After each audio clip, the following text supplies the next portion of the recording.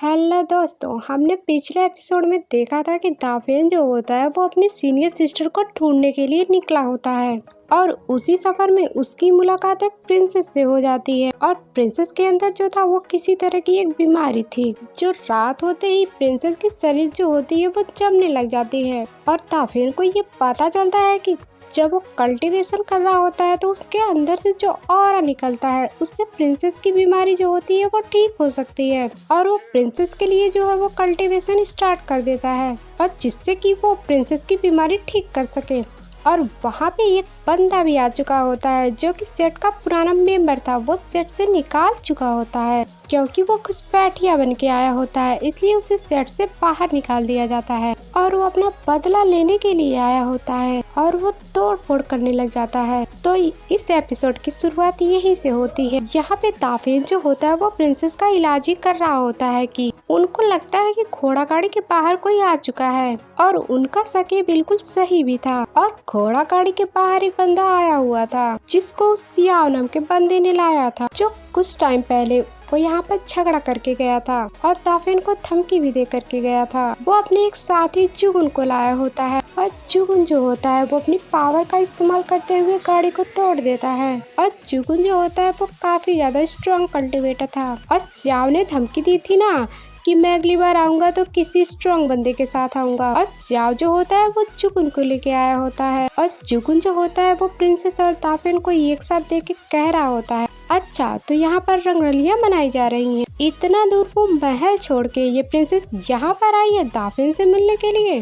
अच्छी बात है, मुझे नहीं पता था ये प्रिंसेस ऐसी भी हरकत कर सकती है। लगता है ना जो प्रिंसेस का भी रोमांटिक मूड था ना उसको मैंने बिगाड़ दिया है। अब थोड़ा सा ही बिगाड़ा है तो पूरा बिगाड़ना ही पड़ेगा। इसके बाद वो जुगुन से कहता है ना, जाओ और उस दाफेन की जान ले लो। पिछली बार ना इसने मुझे अच्छे से डरा दिया था, इस बार उसको डराना नहीं है बल्कि इसकी जान ही ले लेना है। जूडी और जनरल जो होते हैं वो दाफेन के आगे आ जाते हैं और कहते हैं कि तुम प्रिंसेस को लेके यहाँ से जाओ, तब तक हम इन को संभालते हैं। प्रिंसेस की सेफ्टी सबसे ज्यादा इम्पोर्टेंट है, इसलिए तुम प्रिंसेस को लेकर यहाँ से चले जाओ। उसके बाद वो दोनों वहाँ पे उससे हमला करने के लिए चले जाते हैं। एक ही अटैक में वो दोनों गिर जाते हैं और जुगुन जो होता है वो अपनी स्वर्ड लिए प्रिंसेस की तरफ आगे बढ़ रहा होता है। जुगुन प्रिंसेस के ऊपर हमला ही कर पाता कि दाफेन उसके बीच में आ जाता है और प्रिंसेस को बचा लेता है। और जुगुन जो था वो भड़क चुका होता है, वो अपनी कुल्हाड़ी लेके आया होता है। वो दाफेन के ऊपर हमला करने की कोशिश करता है लेकिन वो दाफेन का कुछ भी नहीं कर पाता क्योंकि दाफेन जो होता है उसकी कुल्हाड़ी पे पैर रख के वहीं पे स्टॉप कर दिया था। दाफेन का पैर ही लगा था कि जुगुन उस कुल्हाड़ी को हिला भी नहीं पाता। जुगुन कह रहा, अरे यार ये क्या हो रहा है, मैं तो अपनी पूरी जान ही लगा दिया और मेरी कुल्हाड़ी भी नहीं हिल रही। इसने तो ज्यादा प्रेशर भी नहीं लगाया फिर भी मेरी कुल्हाड़ी ही नहीं हिल रही। तब भी इसकी ताकत कितनी ज्यादा है कि मैं अपनी कुल्हाड़ी को हिला भी नहीं पा रहा। और दाफेन जो होता है वो बहुत ही ज्यादा गुस्से में आ गया था। वो कहता है कि इसकी हिम्मत कैसे हुई प्रिंसेस के ऊपर हमला करने की, और वो एक ही पैर से हल्का सा प्रेशर क्या डालता है कि कुल्हाड़ी जमीन पे ही धंस जाती है। तेरे बस की कुछ नहीं है, जा तू अपने बाप को लेके आ, तू कुछ नहीं कर सकता मेरा। अपनी बेइज्जती देखते हुए जुगुन का दिमाग फिर चुका था, तो वो यहाँ पर अपनी ज्वाइंट स्प्लिट ट्रांसफॉर्मेशन टेक्निक का इस्तेमाल करता है जिसमें वो खुद को एक बहुत ही बड़ी स्प्लिट में ट्रांसफॉर्म कर लिया था। वो बहुत ज्यादा बड़ा और काफी पावरफुल हो गया होता है और दाफेन उसके सामने बहुत छोटा सा लग रहा था। और जुगुन जो होता है वो कहता है कि दाफेन तू तो मरेगा, तूने मुझे उकसा दिया था मेरी इस टेक्निक का इस्तेमाल करने के लिए, तो अब तू इस टेक्निक का झेल के दिखा। लेकिन जैसे ही वो अपने पैर से अटैक करता है दाफेन तो अपने पैर को हटा लेता है, लेकिन प्रिंसेस जो होती है वो उसके हाथ से छूट चुकी होती है और दोनों दूर बिखर जाते हैं। और जैसे प्रिंसेस दूर जाके गिरती वैसे ही दाफेन जाके उनको उठा लेता है। दाफेन की ऐसी हरकत देख करके प्रिंसेस जो होती है वो काफी ज्यादा खुश हो जाती है। दाफेन तो अपनी जान की बाजी लगा दी मुझे बचाने के लिए। दाफेन जो होता है वो प्रिंसेस से कह रहा होता है, देखो मैं यहाँ पे हूँ ना, आपको घबराने की कोई जरूरत नहीं है, आपको कुछ नहीं होगा, ये मेरा वादा है। आप ना यहाँ पे एंटरटेनमेंट का मजा लो, मैं आपको फुल मजा दिलाने वाला हूँ। और इसके बाद दाफेन जो होता है वो प्रिंसेस को एक जगह ला करके खड़ा कर देता है और दाफेन जो होता है वो गुस्से से जुगुन की तरफ बढ़ने लग गया होता है। दाफेन का दिमाग एकदम गर्म हो चुका था, अब तो यहाँ पर वो जुगुन को नहीं छोड़ेगा। तूने तो अपनी कमाल की टेक्निक दिखा दी, अब क्या मेरी टेक्निक नहीं देखेगा? अभी तो मैं तुझे दिखाऊं कि मैं तुझे क्या करके दिखा सकता हूँ। इसके बाद दाफेन जो होता है वो अपना फॉर्मेशन क्रिएट करके अपनी फॉर्मेशन का इस्तेमाल करना शुरू कर देता है और फॉर्मेशन के अंदर से हेवन पिलर बाहर निकल के आता है। वो हेवन पिलर का फॉर्मेशन करने के बाद क्रिएट कर लेता है और दूर खड़ी प्रिंसेस ये सब देख रही होती है और कह रही होती है कि हेवन पिलर को समन करने का क्या ही मतलब हुआ। ये हेवन पिलर इंसान की कल्टीवेशन बस दिखाते हैं। हेवन पिलर का इस्तेमाल करते हुए कोई अटैक थोड़ी ना कर सकता है। फिर दाफेन ने इन हेवन पिलर को क्यों समन कर लिया? ये तो यूजलेस चीज है। हेवन पिलर का इस्तेमाल करते हुए कोई अटैक थोड़ी ना कर सकता है। लेकिन दाफेन जो होता है वो अपनी पावर का पूरा इस्तेमाल करते हुए हेवन पिलर को जमीन से बाहर घसीट लेता है और यहाँ पे जो होता है उसका हेवन पिलर जो होता है वो दिखाने के लिए नहीं बल्कि इस्तेमाल करने के लिए आया होता है। दाफेन जो है वो अपने हेवन पिलर का इस्तेमाल भी कर सकता है। अटैक करने के दौरान दाफेन हेवन पिलर को घुमाते हुए अपने कंधे के ऊपर रख लेता है, बिल्कुल किसी वेपन की तरह। जुकुन और वहाँ पे जितने भी लोग खड़े थे उनको अपनी आंखों पे यकीन नहीं होता कि ये हम क्या देख रहे हैं। हेवन पिलर का इस्तेमाल कौन कर सकता है? कोई नहीं कर सकता, क्योंकि ये एक इल्यूजन चीज होती है। रियल में तो हेवन पिलर एग्जिस्ट भी नहीं करता, लेकिन उसने इसका इस्तेमाल कैसे कर लिया? जुकुन तो काफी ज्यादा डर गया था। जुकुन स्ट्रिक्ट फॉर्म में था, तभी वो काफी ज्यादा कांपने लग जाता है। उसको समझ नहीं आ रहा था वो करे तो क्या करे, लेकिन वो यहाँ पे आया था तो वो अपनी कुल्हाड़ी को बाहर निकाल लेता है। वो अपनी कुल्हाड़ी की मदद से एक सीट के अटैक दाफेन के ऊपर कर देता है, लेकिन दाफेन इस अटैक से बच जाता है। लेकिन दाफेन जो होता है वो अपनी हेवन पिलर की मदद से ऐसा अटैक करता है कि जुकुन जो होता है वो वहाँ से दूर फेंका गया होता है। उसकी इतनी बड़ी स्प्रिट भी दाफेन का कुछ भी नहीं बिगाड़ सकती। जुकुन दाफेन से कहता है कि मैं इतनी जल्दी हार नहीं मानूंगा, चल आ जा। फिर से यहाँ पर रुकने के लिए रेडी नहीं होता। जितना हो सकता था उतना अटैक वो दाफेन के ऊपर करता था, ताकि दाफेन को वो सांस लेने का चांस भी ना दे। कुछ टाइम में वो थक जाएगा तो उसे एक ना एक अटैक तो लगने ही वाला है। लेकिन दाफेन कहाँ ही थकने वाला था। वो शुरुआत में उसके सारे अटैक से बचता है और हेवन पिलर की मदद से वो ऐसा अटैक करता है कि पूरी जगह पे धमाका हो जाता है। इतना और बाहर निकलता है कि आसपास कोई ढंग से खड़ा भी नहीं हो पा रहा था। जोकुन जो होता है वो अपनी कुल्हाड़ी की मदद से उस अटैक को रोकने की कोशिश करता है, वरना ये अटैक अगर उसको लग गया तो समझ लो उसका खेल खत्म ही है। और वो इतनी ताकत लगा रहा था कि जैसे हो सके तो ये अटैक उसे ना लगे। लेकिन उसके सामने दाफेन की जो पावर होती है ना वो बहुत ही ज्यादा हो जाती है और दाफेन जो होता है एक ही पिलर से जुकुन के ऊपर अटैक कर दिया। जैसे ही जुकुन के ऊपर अटैक होता है वैसे खून की उल्टियाँ करते हुए दूर फेंका जाता है। उसका जॉइंट स्प्रिट भी यहाँ पर खत्म हो जाता है। दाफेन उससे कहता है कि मैंने तुमसे कहा था ना कि मैं एक जीनियस कल्टीवेटर हूँ, मेरे सामने तो कुछ भी नहीं कर सकता। तू यहाँ पे इतने एटीट्यूड से आया था, मुझे लगा कुछ अच्छे से फाइट करेगा, लेकिन तू तो एक दो अटैक के ही अंदर ही ठेर हो गया। ओ स्याओ सुन, तू तो इसको लेकर के आया था ना मुझसे फाइट करने के लिए, अभी तेरा ही हिसाब बाकी है, तू ही आके फाइट करना मुझसे। लेकिन जैसे पहली बार सियाओ भागा, लेकिन इस बार सियाओ और जुकुन दोनों ही अपनी जान बचा के यहाँ से भागते हैं। अब रात को वहाँ पर आग जला के हुए सभी लोग बैठे थे। दाफेन की पावर की वजह से प्रिंसेस की जो रात थी वो दाफेन की वजह से बहुत अच्छे से जा रही थी। आज की रात ठंडी लगी नहीं रही होती, वो बहुत ज्यादा खुश थी। अगर दाफेन नहीं होता तो ये रात तड़पते हुए ही जाती। दाफेन जो होता है वो प्रिंसेस को प्यार भरी निगाहों से और शर्माते हुए देख रहा था। और जूडी जो होती है वो सामने आके कहती है, दाफेन अपनी डर की निगाह से प्रिंसेस की तरफ मत देखो, वरना तेरी आंखें नोच लूंगा। स्याओ और जुगुन को वहीं पे बहुत तेजी से गुस्सा आता है और कहता है कि इतनी बेइज्जती मेरी पूरी लाइफ में नहीं हुई जितना कि दाफेन ने पिछले कुछ घंटे में मेरी कर दी। हेवन पिलर का इस्तेमाल कैसे कर पाया, एक इल्यूजन चीज को रियलिटी में कैसे लेके आया, कैसा मिस्टीरियस बनता है वो दाफेन।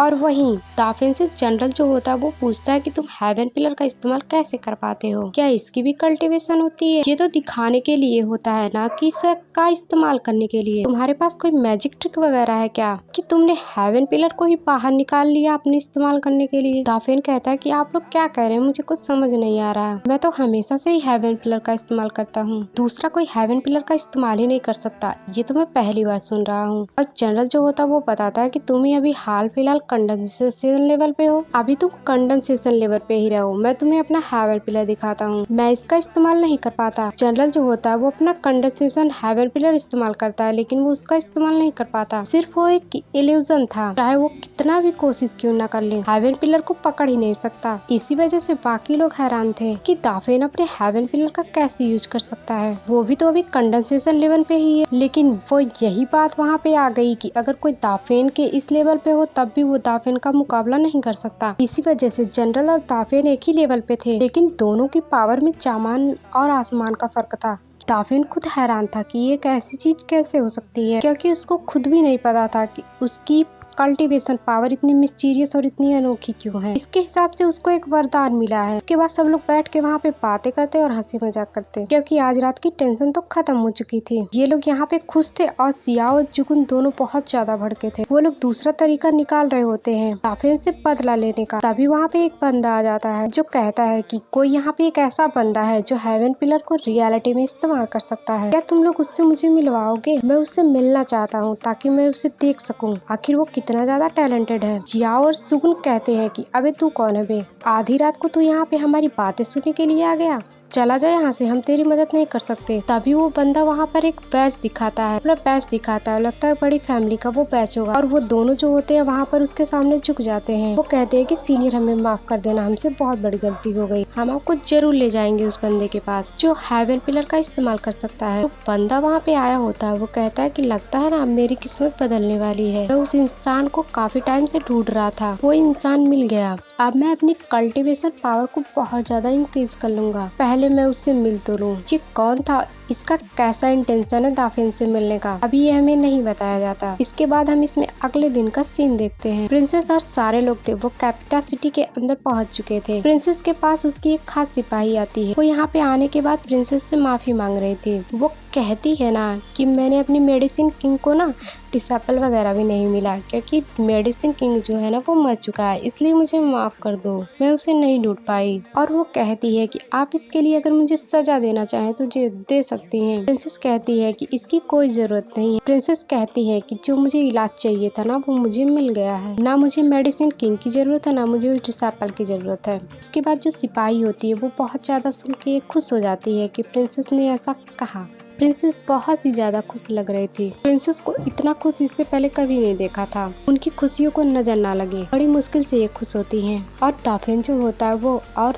दुकान के सामानों को काफी उछल उछल के देख रहा था, कौन सा सामान उसे अच्छा लगता है, जो सामान उसे अच्छा लगेगा उसे वो खरीद लेगा। प्रिंसेस जो होती है वो दाफेन से कहती है चलो आज हम इस पूरी सिटी को ना अच्छे से एक्सप्लोर करेंगे, मैं बहुत दिन बाद यहाँ पे घूमने के लिए निकली हूँ, तो चलो मैं तुम्हारे साथ चलती हूँ। और वो दोनों साथ में मिलकर इस सिटी को एक्सप्लोर करना शुरू कर देते हैं। प्रिंसेस को जो भी सामान अच्छा लगता है उसे खरीदती और दाफेन को दे देती, और दाफेन उसको उठाकर चलता रहता। दाफेन जो एकदम कुरी के जैसा बन चुका था, वो सामान उठाता और वहाँ से आगे बढ़ते जाता। इतना सामान उसके पास हो गया था कि वो ढंग से चल भी नहीं पा रहा था। वो जूडी से कहता है जूडी तू तो प्रिंसेस की सर्वेंट है ना, थोड़ा सा सामान तू भी उठा ले, ये कितना ज्यादा सामान है जो मुझसे नहीं उठ रहा। जूडी जो होती है वो कहती है मैं प्रिंसेस की असिस्टेंट हूँ ना कि सर्वेंट हूँ, तुम भाड़ में जाओ, मैं नहीं उठाती, मैं तुम्हारी मदद क्यों करूँ। और तुम जो घोड़ा गाड़ी में गए थे ना प्रिंसेस को ठरकियों की तरह देख रहे थे, ये इसकी ये सजा है, तुम ये सामान उठाओ, एक भी सामान नीचे मत गिराना। बेचारा दाफेन परेशान हो गया था, लेकिन वो कर भी क्या सकता है। और वही सामान उठाए उठाए वो आगे बढ़ने लग जाता है।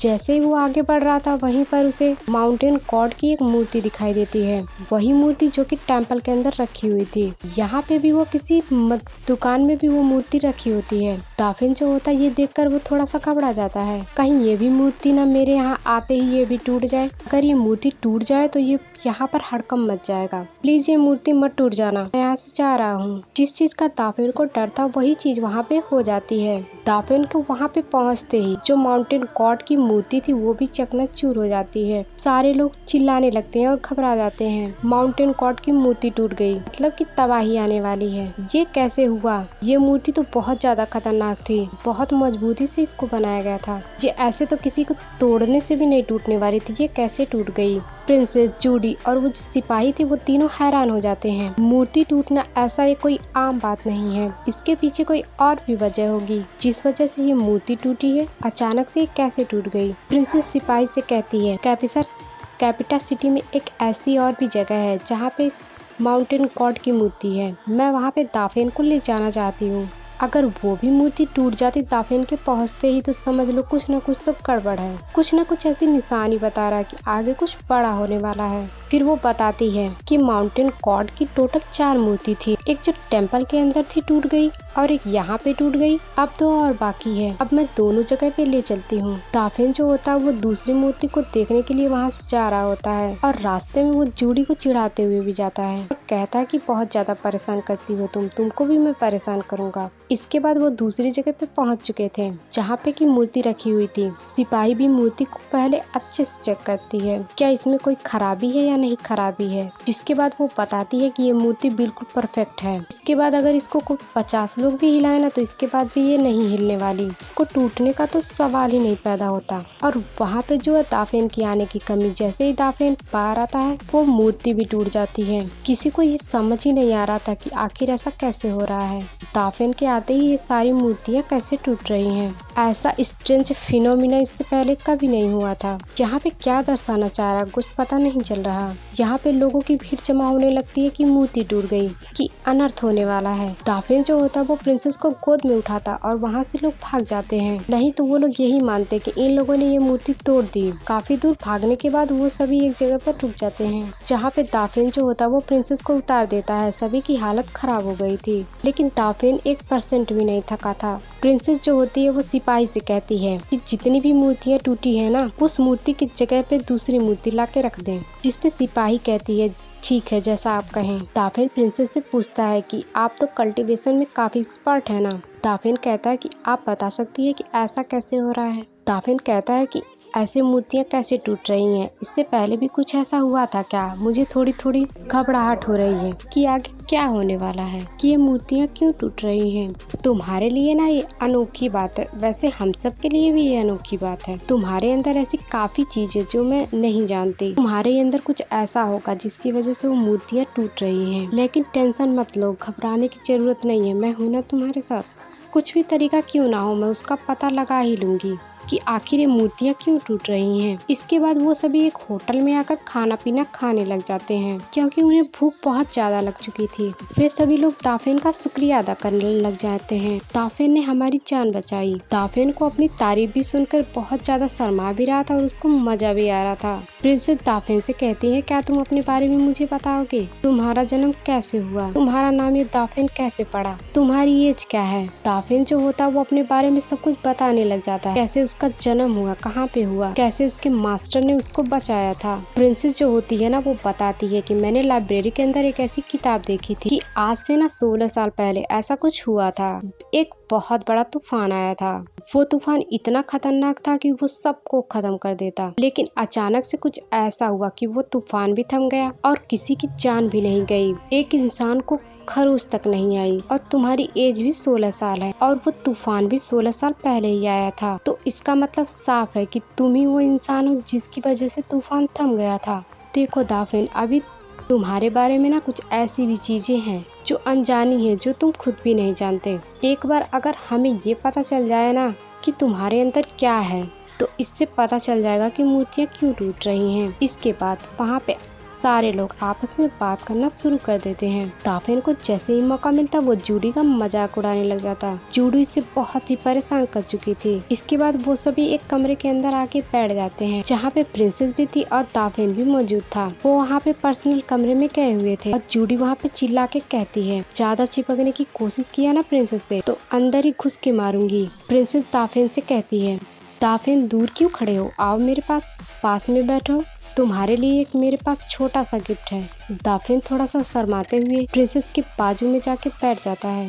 वो थोड़ा ज्यादा ही शर्मा रहा था। इसके बाद वो प्रिंसेस से कहता है वो कौन सा गिफ्ट है जो आप मेरे लिए लाई हुई है।